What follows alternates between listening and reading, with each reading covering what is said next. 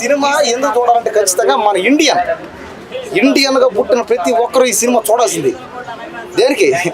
Motivation, స్పోర్ట్స్లో ఒక sportive తీసుకొని ఒక మోటివేషన్తో ఇది ఈ సినిమా. కాబట్టి ఈ సినిమా ఖచ్చితంగా థియేటర్లో అందరూ చూడాల్సిందే.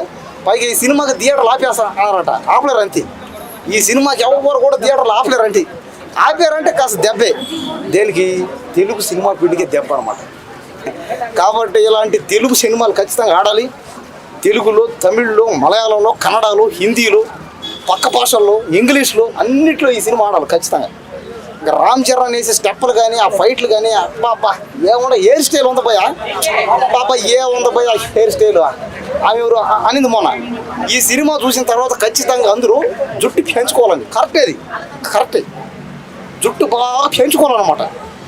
పెద్ద సినిమా చూడాలంటే జుట్టు ఉండాలి బాగా, అంటే స్టైల్ అనమాట. ఇదో స్టైల్ అంటే ఈ సినిమా నుంచే స్టైల్ క్రియేట్ అవుద్ది. అంటే కొత్త శకం, కొత్త ట్రెండ్ అవుతుంది.